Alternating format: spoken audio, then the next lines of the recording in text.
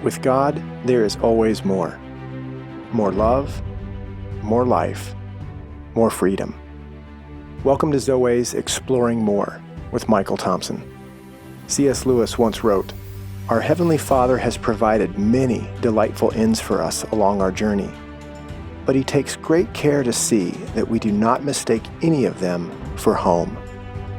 Join me and the team as we explore the kingdom together, discovering the deep truths and offering encouragement for the journey.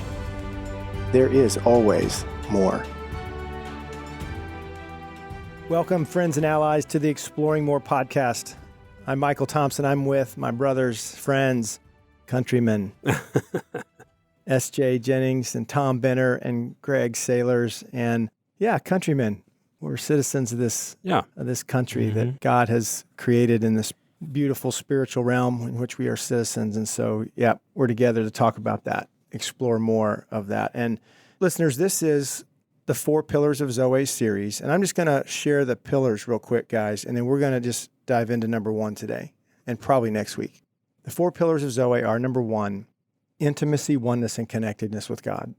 That's just our foundation. That's our bedrock. Everything else sprouts from that. Yep. Everything. It's a firm foundation. So that's why it's number 1. That's right. You know, cornerstone, if you want to call that. Yeah. And so these are sequential. These have a series to them. If that's foundational, we're going to build these others on it. If that's the starting point, we're going to then see the linear 2, 3, and 4. So that's number 1, intimacy, oneness, and connectedness with God. Number 2 is what we call orientation. A man who knows, or a woman who knows who they are, where they are, and the good that God's up to in their life. Mm-hmm. And you know who you are, where you are, and the good that God's up to in your life by knowing and being and experiencing intimacy, oneness, and connectedness with God. That's right. See what I did there? Hey, down them together. Build it on there. You see how that's working? So number three is the pillar, nothing to hide, nothing to prove, and nothing to fear. So intimacy leads to orientation, and orientation leads to a life that looks like Jesus. Right. Free. Because Jesus lived that way. Nothing to hide, nothing to prove, and nothing to fear. And then number 4 is the fruit of that life is a life of more love, more life, and more freedom. When you get to 4, that's where 4 others begins. Right. And so there's so much to talk about in this series. I don't know who it was. Maybe it was you, SJ, but I don't think it was my idea. So one of you guys said something. We got to talk about the 4 pillars. And You know who it was? I got excited. It was Christopher Matthews. Yeah, that's right. The new webmaster. The new website has got these listed now there. There's descriptions and some videos and other things, and probably this podcast will be on there eventually. So, we'll honor Christopher with that. That's really, really good. Thank you for reminding me. So, today, 4 pillars. Pillar number 1, let's talk about intimacy, oneness, and connectedness with God. Yeah. It's one of my favorite subjects. Yeah. Greg, how come? My middle name's Love. Not that that's a prerequisite for enjoying intimacy. No, that doesn't mean anything about anything. No, it's good. You remind us often, and it's good to be reminded. It's good to be I forgot reminded. since yesterday. I couldn't believe that you forgot that. There's something about knowing and being known, Michael. Something that we practice here at Zoe amongst our team is that we know each other and that we know each other's story, that we desire to catch up. I mean, Tom was gone for a week or so, and what happened to you? Because we enjoy each other. And so intimacy, closeness, right? Being in proximity, but also in proximity of heart. It reflects the way we want to be with God, and we enjoy that with each other. Yeah, let's make sure the listeners caught that. By definition, what we mean when we say intimacy is knowing and being known. It's what we're made for. It's what the relationship that we have with God is about, intimacy. And it's what the relationship that we can have with one another. Love God, love one another. Mm-hmm. And there's intimacy, oneness, and connectedness there. You said that, Greg. That's got to be, what is intimacy? Close proximity, knowing and being known, one another's stories. What have you been through? What's happened to you? Mm-hmm. What's God teaching you? What's God showing you? Yeah. What's God revealing to you? Yes, all of that. That's good. Yeah, and another big part of it, too, is taking off the mask, being authentic, letting people see who you really are and not being afraid of that. Trust. Mm-hmm. Yeah, because we don't have a lot of that in our lives most of the time, in our dealings in the world and business and life. The tendency is to kind of be guarded a little bit. Put the mask on. Pose. Yeah, so think about that with God, too. We just have this tendency to be afraid to be real sometimes, thinking that the response is not going to be an embrace or a loving counsel or an offering to where you're broken or where you're hurting. And without that kind of trust that you can come near, which we can now, it's a beautiful thing for all of us to be able to do that. Without that, it's more like just basic religion kind of things. It's not a real experience that you can have in your daily life. And I think that's what we're going to be talking about today is how does this translate? It's another component to experience one another is the path to intimacy. Right. You can't be intimate and connected to something that you don't know or is far off. So it's not only your glory and your goodness, but it's also this other stuff we talk so much about, the false self, the things that aren't yet restored, that my story and where I've been wounded and hurt, the messages that I've come under, the false self. And you say, I see that, but that doesn't drive me away. I see that and I still want to be with you. I want to pursue together wholeness. That's a very powerful thing. One of our things that we're going to talk about here is why is intimacy important? So we've talked a little about what intimacy is. Mm-hmm. And one of the reasons that it's so important is that if you're not known by someone, if you're not knowing someone and being known by someone, then your true self rarely has an opportunity to be discovered or to come out. Yeah. Because if you and I get to know each other, Michael, as we have over the last 10, whatever years it's been, I know you well enough now to be able to know when your false self is out of the cage. Yeah. And same goes for me. You can tell right away, whoa, man, I know you well enough to know that that's not you that I'm hearing from right now. And even and that's a product of intimacy. I love that. And it's not accountability as we've known it in the past. This is more friendship and saying. Yeah, accountability is behavior-based, right? I mean, this is an invitation to be known. Like not refereed or sheriffed or kept in line. Mm-hmm. And accountability, it has its place, but I want to say there's a difference between knowing that my false self is out, something's wrong, you know me and can tell when something's wrong. But I also love that I'm known in a way that you also know when something's not right.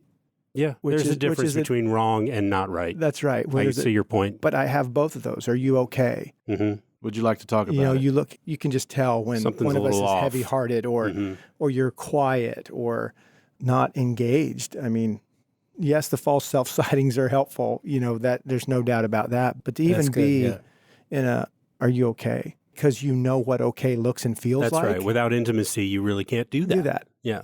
You'd miss it and you'd be missed. Yeah.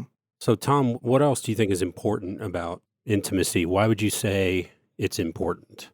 You talking about with each other or with God? Either one that you care to share about. Well, I think it's important because we long for it. There's a deep place in each one of us that wants that. Right. Not just with each other, but absolutely with God. And that's probably the biggest prize that we're going after is to come to a place of trust.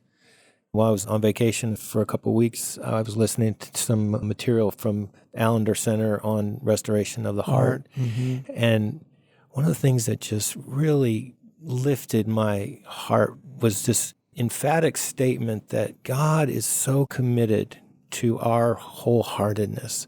It's not something that we just have to constantly come and beg and ask for. It is really being poured out for us. It's part of the life that's unfolding for each one of us every day. Again, it's about having eyes to see and ears to hear that and to be aware of it. But for some reason, it just shifted something inside of me to really get my heart and head around that idea that God is so for me. And when I'm in a place of anxiety or concern or worry, and I'm trying to figure it all out myself, that there's a place that I can go that brings rest, that brings peace, that brings orientation, it takes me out of that spin. But having intimacy with others like we've gotten is really a great platform to begin to understand how to trust another person and then trust God. And I guess it can work both ways, but they both feed into each other.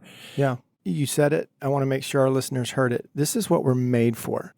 It's really, really why it's number one and why you said at the beginning of your thoughts there that it's something we desire. It's something we long for. Well, I'm adding to that because it's what we're made for. Yeah. We're made for connection. Hardwired even. We are relationally created by the Trinity for intimacy, oneness, and connectedness. Exactly. So we long for that. We do. We've gone to all kinds of extremes to try to arrange it for ourselves, to try to make it happen. But I think, Tom, that desire is really, really, really good. It's just a question, like C.S. Lewis made me so aware, it's where do we take it?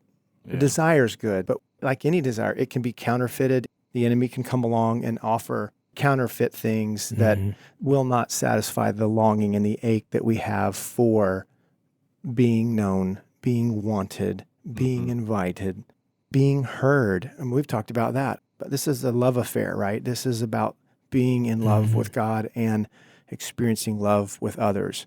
That's why intimacy is so important. You said trust. I mean, your word, I think you're carrying it on to 2 years now, vulnerability. Oh, yeah. Mm-hmm. You know, these are components of intimacy that are needed in order to then go deeper and explore your story, other stories. I was with a bunch of men the other day, and a guy said, I've never even considered looking back over my story. Wow. And answering the question, what happened to me? Yeah. Goodness. It was inviting and kind of terrifying to him at the same time. Sure. I remember that moment. I can relate to that too. Yeah, I mean, At the beginning of this journey. typically for most of us, who would ever lead you or guide you into that? Right. Unless you're maybe with a counselor or something that had Right. some training on how to do that. But most of my experience didn't include, in fact, you just figured, well, just forget what's in the past and move on, to the prize of the high calling. And that's sort of a waste of time, actually, is the way I looked at it. Right. Yeah. But without it, you don't have the intimacy and you don't have the known and being known. So it's pretty obvious it's necessary. It's a critical piece. Yeah. I want to come back to that, Tom, because I think what you're talking about is, for many of us, what gets in the way of intimacy with God and others. What you just said is going back and kind of unearthing some of those things. But Greg, what do you think about intimacy and why it's important? What's your take on that? It's life. We can't really do life without intimacy with God. And everything else is false, I would say, that folks experience or the enemy offers us. I think about my life before, and we call it this message a lot, right? This message of freedom and life and things we've learned from our friends like Gary Barkalow and Eldridge and others. But I didn't have life the way I have it now. And so it's absolutely vital. I don't know any other way to do it anymore. And I don't know any other way to do it with other people anymore. I've found that I can be too much sometimes because of my comfortability with being intimate. Even, you're a little bit TMI, with your story or... Tell the listeners what TMI means. It's not a disease. Well, it could be a disease. Yeah, I guess it depends on the definition. Yeah. Too much information. Too much I think. information. Yeah. But yeah. I so desire for the false self to be down, and I love to have fun and joke around like the rest of us. But without true intimacy one to another, then it's probably a relationship that I'm not going to be in very long. I desire to have that, and I think God hardwired us that way. And there's so much in the way of it. It's arresting to other people when they see it sometimes. Yeah, or inviting. But it can be. You're right. I think that's a really interesting point. Let's take a quick break, Michael, and then we'll come back and we'll talk about, Tom brought up, and now you've brought it up too, Greg, so we must need to talk about it, the things that can get in the way of intimacy with God and each other. Hey, friends and allies of Exploring More podcast. We wanted to bring some attention to some of our free downloadable resources on our Zoe website. First, there's a 14-day devotional on being fathered by God. This is the same devotional that you can get a PDF download on our website. You also can find on the YouVersion Bible app. Also, the 14-day devotional on the Heart of a Warrior, another great resource to walk through with men or in your own time alone with God. The last free download that we want to draw attention to is the Biblical Theology of the Heart. Is the redeemed heart good? Is this piece of equipment that is so vital to living in the kingdom, is it good or is it not? Download the Biblical Theology of the Heart to find out more. You can find these 3 resources and many other free downloads and free audio files on our website at www.zoweh.org.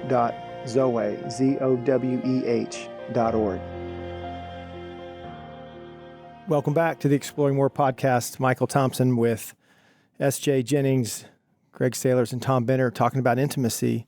And just before the break, it's a great direction to go is, why is there not more of this? What's in the way? So when we were talking about this podcast, the way it kind of came up in me is, how does intimacy in the physical realm affect intimacy in the spiritual realm? So in other words, how does intimacy that has been thwarted in your life, maybe with your dad, your mom, your wife, your siblings, whoever it is, how has that affected your view or your opinion or how you've experienced intimacy in the spiritual realm? Let me read this quote from the book, if that's okay. The book being The Heart of a Warrior by Michael Thompson. By the Michael Thompson. Found on LinkedIn and other social media places. Yeah. Instagram. That's right. Facebook. But no, it starts out actually, you're quoting Eldridge, and Eldridge says, the enemy fears us. And then after that it says, he therefore wants to separate you from intimacy with God, from belovedness, from the very thing for which you were created. Separate a man from the Father, and that man is lost. Saved? Sure, but lost. Unable both to receive what God has for him and to provide for and protect for the hearts of others. Yeah, that pretty much sums it up, doesn't it? Yeah. Especially the problem. I mean, it kind of identifies this question of what's in the way. If you look at the story in the garden, which was a story that started out with intimacy, deep intimacy, it got broken. The net of that was fear and then hiding. And those are the two biggest obstacles that I deal with in this realm of intimacy, is because we're so used to doing that. It's sort of like a default, how we hold back what we really think or feel quite often because we're worried it will be shamed or it won't be understood or will be misunderstood. And plus, it's just not part of our culture, mostly. Yeah. The culture that we have in our circles, and it's a fairly large circle actually, is so different than anything I've ever experienced in my entire life. And that tells me right there that it isn't the norm, and it's something to be fought for and sought after. But there's the overcoming of that tendency to not want to be embarrassed, you know? Yeah, what I'm thinking about when you say that, Tom, is vulnerability is weakness. Yeah, right. And I lived with that belief, and I'm still trying to overcome that. God revealed it to me 2 years ago, as Michael alluded to, and I'm still trying to overcome that concept of if I'm not transparent, because I can be transparent about things and not be vulnerable, but if I'm vulnerable with what's going on in the moment, there's the fear of I'm going to be perceived as weak, I don't have all my stuff together, whatever, right? Which then leads to the hiding that you're referring to. And posing. And that, friends and listeners, that's learned. You think about a young heart. Yeah, they don't do that. When we were little. And then there's that moment, though, when innocence is being or attempted to be thwarted, where we should be naive when we're 4 and 5 and 7, but something happens and you feel it. You know, if you have children, you probably remember the time, and you might even remember the time it happened to you when you were a child, when something went wrong and you wanted to hide. Oh, yeah.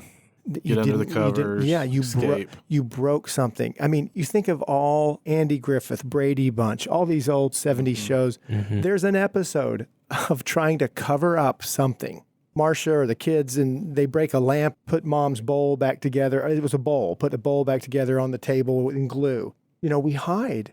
Maybe it's something that came out of the garden and then into the air and the water. But as human beings, there's something that does come against this intimacy. When we make mistakes, instead of feeling like we can come to the Father, we can come to the Mother, say, look, I didn't mean to. We think we're in trouble, and so we hide, and we're afraid.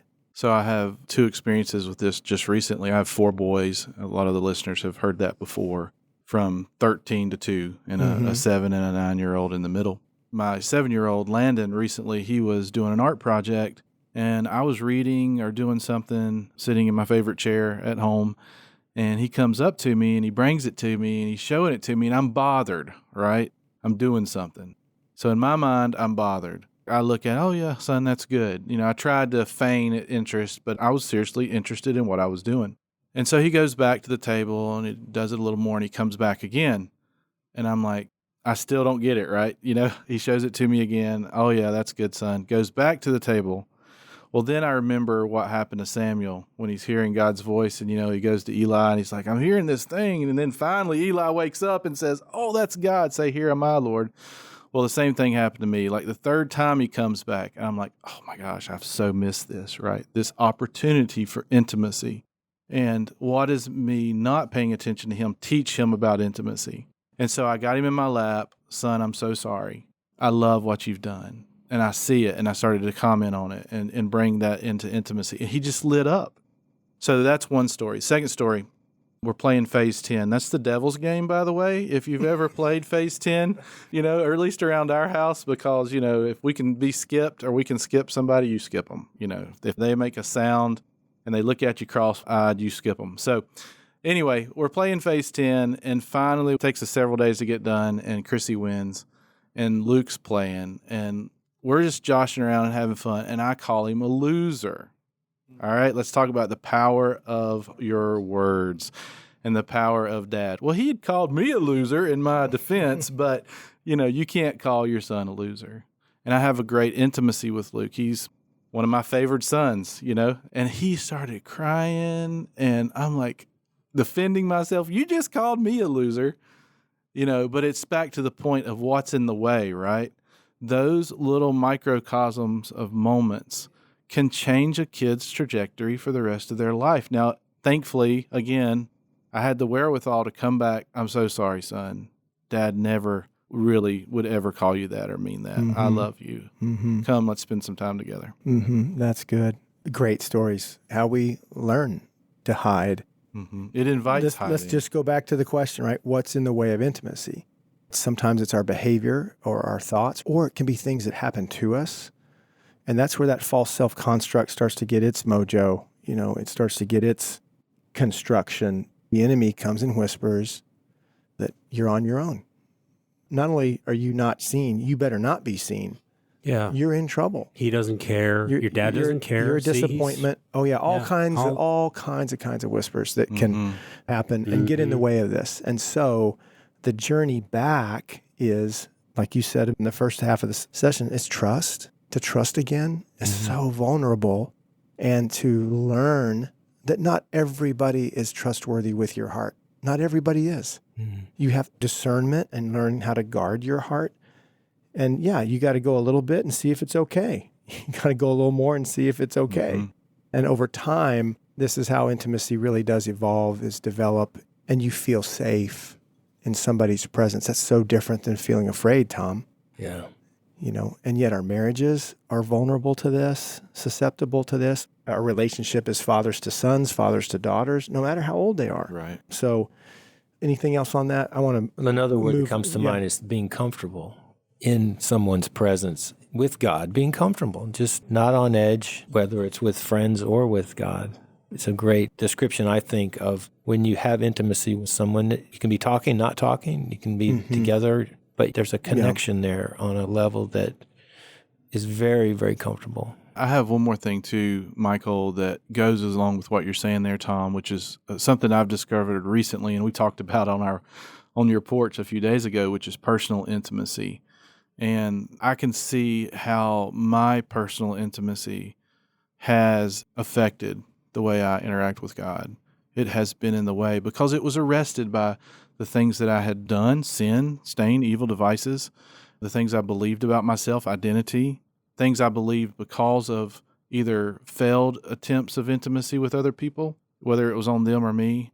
I began to believe something about myself that, affects the way I feel about me and the intimacy that I have in my own heart.